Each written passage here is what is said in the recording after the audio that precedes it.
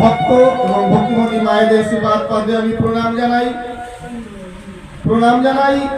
আসলে উপস্থিত সভাপতি, দলপতি, সাধু পাগল সকলে শ্রীপাদ পদে আমি প্রণাম জানাই। আজ আমাদের এই আসরটি শ্রীহরি লীলামৃত পাঠ এবং তার থেকে আলোচনার কথা ছিল। আমরা যখন এসেছি তখন দেখতে পাচ্ছি আসরে কীর্তন পরিবেশন হচ্ছে, আসর অনেকটাই অগ্রসর হয়েছে। এর মতো অবস্থায় বসে পড়ে লীলামৃত পাঠ এবং আলোচনা এক করে করতে গেলে সময়ের বেশি দরকার, যেমন তেমন আসরটিও ঠিক সেভাবে ছিল না। তখন আমরা বললাম এক কাজ করা যাক, একজন প্রশ্ন করে দিয়ে আমরা যেমন কবিগান করি ঠিক তদ্রূপ ভাবে যত সামান্য আমরা চেষ্টা করবো আলোচনা করতে। কবিগান করতে গেলে যেমন আসরের প্রয়োজন হয়, আরো 10-12 জন ছেলের প্রয়োজন হয়, বিভিন্ন বাজনার প্রয়োজন হয়, গান করতে গেলে তার সেট তাল সব প্রয়োজন হয়।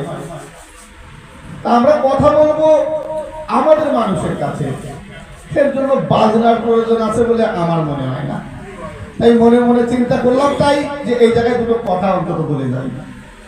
তো আমাকে আপনারা প্রত্যেকে কম বেশি অন্তত চেনেন, আমার একটা চ্যানেল রয়েছে হরিভক্তি টিভি।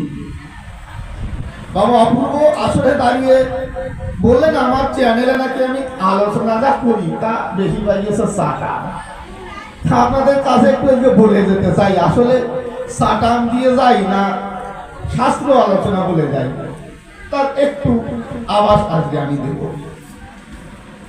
প্রথমে আমায় প্রশ্ন করলো কি হরিচাঁদ পূর্ণানন্দ, হরিচাঁদ আসল হরি, হরিচাঁদ যদি আসল হরি হয় তাহলে রাম কৃষ্ণ গৌরাঙ্গ এরা কি নকল নয়?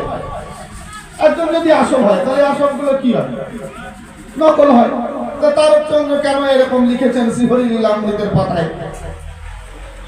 অপূর্ব বাবা আমার এই প্রশ্নটি জানতে চাই। শুধু অপূর্ব একার নয়, এই বহু অপূর্ব আছে যাদের এই প্রশ্নটি মনের মধ্যে জাগে যে আসলেও তো তারকচন্দ্র রামচন্দ্রকে, শ্রীকৃষ্ণকে, গৌরাঙ্গ মহাপ্রভুকে হরি বললেন, আবার হরিচাঁদকে আসল হরি বললেন কেন? একজনকে আসল হরি বলে ইন্ডিকেট করা মানেই তারগুলো নকল এমনি হয়ে পড়ে। তাহলে এর কারণ কি? এর পিছনে নিশ্চয়ই কোনো কারণ আছে। তারপরে প্রশ্ন করলেন কি শ্রী নন্দের নন্দন কৃষ্ণ এবং দেবকী পুত্র কৃষ্ণ, এই দুইজন কৃষ্ণের মধ্যে ভগবান কে? আসল ভগবান কে? সেই প্রশ্নটি করলেন। এরপর প্রশ্ন করলেন গুরুচাঁদ ঠাকুর আমাদের শিক্ষার জন্য কি করেছেন? যা করেছেন হচ্ছে বিদ্যাসাগর, তিনি 34টা-35টা স্কুল করেছেন। গুরুচাঁদ কি করেছেন? তারপরে আরো একটা প্রশ্ন করলেন যে শাস্ত্রের প্রমাণ না থাকলে পরে কেউ কি অবতার বলে তারে? হরিচাঁদ যে ভগবান তা কোন রয়েছে কোন শাস্ত্রের ভিতরে? কোন শাস্ত্রের ভিতরে তো হরিচাঁদের কথা লেখা নাই, তবে সে যে অবতার আমরা কি করে মানি নাই? এটা ছিল তার প্রশ্ন। তো এক এক করে ধরে ধরে উত্তর দেব আমি এই আসরে। প্রথমে আমি যেটি বেছে নিই আলোচনার সুবিধার্থে, শ্রী শ্রী হরিচাঁদ ঠাকুর যে ভগবান সেটি কোন শাস্ত্রে রয়েছে সেই দিক দিয়ে শুরু করি, তাহলে আলোচনার প্রেক্ষাপট ধীরে ধীরে আমরা এগোতে পারব। আমরা যদি যে কোনো মানুষের কাছে গিয়ে যদি বলি মতুয়ারা ছাড়া বাকি বৈষ্ণব হোক, শাক্ত হোক, শৈব হোক, যে কোনো মানুষের কাছে গিয়ে যদি বলি যে আমার হরিচাঁদ ঠাকুর তিনি ভগবান, তিনি পূর্ণ ভগবান, তারা আগেই প্রশ্ন করে বসে যে হরিচাঁদ ঠাকুর ভগবান কোন শাস্ত্রে রয়েছে? কোন শাস্ত্রে প্রমাণ আছে হরিচাঁদ ঠাকুর ভগবান? তখন আমাদের মানুষের কিন্তু ছোট শুকায় পড়ে, তাই তো কোন শাস্ত্রের কথা বলি? তখন তারা যদি উল্টে প্রশ্ন করে আচ্ছা তুমি তো বলছো বাবু তোমার কৃষ্ণ ভগবান, কোন শাস্ত্রে আছে? সে বলে কেন ভাগবত, বিষ্ণু পুরাণ, সমস্ত শাস্ত্রের মধ্যে রয়েছে, যত পুরাণ আছে তার মধ্যে রয়েছে। স্বাভাবিক আমাদের মানুষগুলোর মুখ ছোট হয়ে যায়। যদি বলা হয় রামচন্দ্র ভগবান কোথায় আছে, তারা প্রমাণ দেখায় বাল্মীকি রামায়ণ। বাল্মীকি রামায়ণ দেখলে খুলে সেখানে রামায়ণের তত্ত্ব মেলে, সেই তত্ত্বে বলেই রামকে ভগবান বানানো যায়। তাহলে হরিচাঁদের কথা লেখা রয়েছে কোন জায়গায়? কোন শাস্ত্র পুরাণের মধ্যে রামায়ণ মহাভারতে তো নাই। এইবার তাদের ইতিহাসটা একটু তুলে বলতে চাই। কারণ আমার বাবার নাম যখন যে জিজ্ঞাসা করছে যে হরিচাঁদ যে ভগবান, তার প্রমাণ কি? আমার বাবার আইডেন্টি কার্ড হিসাবে আমি দেখাতে পারছি তার পূর্বপুরুষরা এখনো পর্যন্ত রয়েছে শ্রীধামে, শ্রী উড়াকান্দিতে, ঠাকুর নগরে। অর্থাৎ হরিচাঁদ ঠাকুর ছিলেন তার বড় পরিচয়।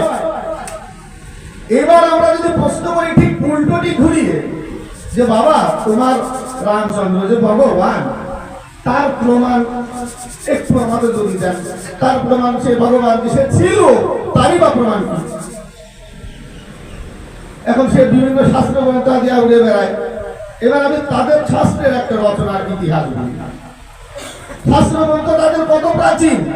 রামচন্দ্র জন্মগ্রহণ করেছে কবে, আমার সেই ইতিহাসে দেখতে আসতে হবে। কারণ আমার বাবাকে নিয়ে এবার সন্দেহ এসেছে, আমার বাবা হরিচাঁদ সে ভগবান কিনা, সেইটার প্রশ্ন যখন এসছে, তো আমার বাবার প্রশ্ন যখন আসবে তার তো উত্তর আমি পাঠ ধরে ধরে দিতে হবে। রামচন্দ্র জন্মগ্রহণ করেছে কবে? ত্রেতা যুগে। তাদের শাস্ত্র গ্রন্থ দেখলে খুলে সেখানে যে তত্ত্ব মেলে, রামচন্দ্র জন্মেছে ত্রেতা যুগে। তাহলে যুগের আয়ু কত? সত্য যুগের আয়ু হচ্ছে 17,28,000 বছর, আর ত্রেতা যুগের বয়স 12,96,000 বছর। দাপর যুগের বয়স 8,64,000 বছর এবং কলি যুগের বয়স 4,32,000 বছর। রাম জন্মেছে কবে? রাম জন্মেছে ত্রেতা যুগে। আমরা যদি ধরে নিই রাম ত্রেতা যুগের একদম অন্তিম লগ্নে জন্মগ্রহণ করেছে, অর্থাৎ রামচন্দ্র মারা গেলেন, ত্রেতা যুগ শেষ। তার মানে দাপর যুগের আগে তো জন্মেছেন তিনি। তাহলে দাপর যুগের আয়ু কত? 8,64,000 বছর দাপর যুগের আয়ু। আর এই কলি যুগের সবে মাত্র 5,111 বছর হয়েছে এদের শাস্ত্র মতে। তাহলে আমরা এই 5,000 বছর কলি যুগের আর দাপর যুগের 8,64,000 বছর, এই টোটালটা যদি আমরা যোগ করি 8,69,000 বছর আগে রাম জন্মেছিলেন। আচ্ছা, এইবার এই শিক্ষিত সমাজের মানুষ যারা মনে মনে একটু ভাববেন, তারা 8,69,000 বছর আগে মানুষ ছিল নাকি পৃথিবীতে?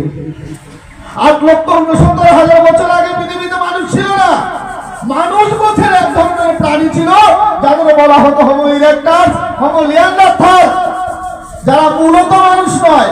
আমাদের যে মানুষ, এই মানুষকে বলা হয় হোমো সেপিয়েন্স সেপিয়েন্স। এই হোমো সেপিয়েন্সের জিন 8,69,000 বছর আগে ছিল না। তাহলে কি এইবার প্রশ্ন আসে না, রাম কি বন্য মানুষ হয়ে জন্মিয়েছিল? তা তো সম্ভব না। রামায়ণ গ্রন্থ দেখলে খুলে সেখানে যে তত্ত্ব মেলে, রেশমের বস্ত্র পরছে রাম। রেশমের বস্ত্রটা তৈরি হলো কবে? এই যে ইতিহাস, এই দিকটা একটু ভাবার দরকার। তাহলে রাম যখন জন্মেছে 8,69,000 বছর আগে, তাদের যে ধর্মগ্রন্থ বলে তার মতে কিন্তু আমরা ইতিহাসের সঙ্গে মিল পাচ্ছি না। ইতিহাস বলছে না ওই সময় পৃথিবীতে মানুষ ছিল না। তাহলে মানুষ এসে কবে? এই যে আমাদের যে জিন, আধুনিক মানুষ, এর জিন এসে 1,25,000 থেকে 1.5 লক্ষ বছরের মধ্যে। তার থেকে 1 লক্ষ বছর আমাদের বিকশিত হতে সময় লেগেছে। আমরা এই মানুষের মতো যে মানুষ চেহারাটা পেয়েছি আজ থেকে 25 থেকে 30,000 বছর আগে। তখন আমাদের ছিল গুহার জীবন, ছিল না আমাদের সমাজে পোশাক। গাছের বাকল সবে মাত্র পড়া শুরু করছে, পাতা দিয়ে লজ্জা নিবারণ করছে, পশুর চামড়া তারা পরিধান করছে।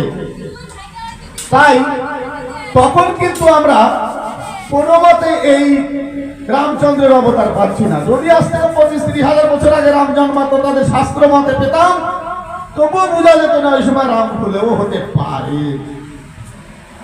তার কথা কিন্তু কোথাও আমরা কিন্তু খুঁজে পাই নাই। আচ্ছা, এ তো গেল ইতিহাসের মতে। এবার একটা শাস্ত্রের রচনার কথায় আমরা আসি। শাস্ত্র গ্রন্থ রচনা হয়েছে কি ভাষায়? সংস্কৃত ভাষায়। সকলের কিন্তু আছে জানা, বৈদিক ধর্মের সমস্ত শাস্ত্র গ্রন্থ কিন্তু বাংলায় লেখা না, সব কিন্তু সংস্কৃত লেখা। তো সংস্কৃত ভাষাটা তৈরি হলো কবে? এই যে কিছু বিদেশি মানুষ যারা নিজেদের আর্য বলে পরিচয় দিয়েছে, তারা বিদেশ থেকে এসছে খ্রিস্টপূর্ব 1500 বছর আগে, অর্থাৎ আজ থেকে 3500 বছর আগে, যাদের আমরা বর্তমান সময়ে বর্ণবাদী ব্রাহ্মণ বলে থাকি। ব্রাহ্মণ, ক্ষত্রিয়, বৈশ্য, এই যে তিনটি জাতির মানুষ যারা, বিশেষ করে ব্রাহ্মণ যারা, তারা হচ্ছে আর্য, বাইরের থেকে আমাদের দেশে এসছে 3500 বছর আগে। আচ্ছা, 3500 বছর আগে তারা বাইরের থেকে যখন আমাদের দেশে এসছে, তার আগে কি আমাদের দেশে কোনো ধর্ম ছিল না? আমাদের মানুষরা কি কথা বলতে পারতো না? আমাদের নির্দিষ্ট কোনো ভাষা ছিল না? আমাদের সামনে আমাদের ইতিহাস তারা লুকিয়ে ফেলেছে। তারা তাদের ইতিহাসকে প্রদান করে দেখিয়েছে, মিথ্যাচার করে চলেছে আমাদের সাথে। তো তাদের যে ভাষা, সংস্কৃত ভাষাটা এলো, তাদের আমাদের দেশে যখন এলো, তাদের মুখের ভাষা ছিল ইন্দো ইউরোপীয় ভাষা। আমাদের ভারতীয় ভাষা ছিল প্রাকৃত ভাষা। আমাদের এই ভারতের প্রাকৃত ভাষার সঙ্গে তাদের ইন্দো ইউরোপীয় ভাষা মিক্স হয়ে গিয়ে যে ভাষাটার রূপ নিল, সেটা একটা মিক্সড ভাষা বা খিচুড়ি ভাষা। না সংস্কৃত, না প্রাকৃত, না পালি, না ওদের ইন্দো ইউরোপীয়। তাই এই ভাষাটাকে যিনি সংস্করণ করেছিলেন, সংস্করণ করে একটা নতুন ভাষার রূপ দিয়েছিলেন, তার নাম হচ্ছে পাণিনি। এই ভাষাটা সংস্করণ করেছিলেন বলে এই ভাষার নাম হচ্ছে সংস্কৃত। তা যে লোকটা এই ভাষাটা সংস্করণ করেছিলেন তার নাম পাণিনি।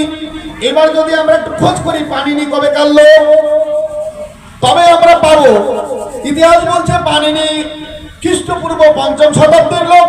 আবার কোন কোন ঐতিহাসিক মতবিরোধে বলছেন না, পাণিনি 5ম শতাব্দীর লোক। তো আমরা যদি বেশিটা সময় ধরে নিই যে আজ থেকে খ্রিস্টপূর্ব 5ম শতাব্দীর লোক ছিলেন পাণিনি, অর্থাৎ আজ থেকে 2500 বছর আগে পাণিনি ছিলেন। পাণিনি যখন এই ভাষাটি তৈরি করেছেন, এই ভাষার রূপ দিয়েছেন, তখন সংস্কৃত ভাষা কতদিনের পুরনো? 2500 বছরের পুরনো। 2500 বছরের পুরনো হচ্ছে তাদের ভাষা, যে ভাষায় গ্রন্থাদি রচনা করত। আমার সকল বোঝানো যাচ্ছে? তাহলে তাদের ভাষা যদি 2500 বছরের পুরনো হয়, তার থেকে পুরনো কি তাদের গ্রন্থ হতে পারে? যে ভাষা তৈরি হয়নি, তার আগে তাদের গ্রন্থ লেখে কি করে? আমাদের মধ্যে কতটা মিথ্যাচার করেছে। রাম জন্মের নাকি 60,000 বছর আগে রামায়ণ লেখা হয়ে গেছে। কি ভাষায় লিখেছিল তারা? আমাদের দেশেই তো তারা আসলে, আমার দেশে এসে তারা 3500 বছর আগে, আর তার আগে 60,000 বছর আগে রামায়ণ লিখে ফেললো। যারা রামায়ণ লিখবে, যাদের ঘরে রাম জন্মাবে, তারাই আমার দেশে এসছে 3500 বছর আগে, আর তারা রামায়ণ লিখে ফেলে দিল 60,000 বছর আগে। মিথ্যাচার, মিথ্যাচার আর মিথ্যাচার।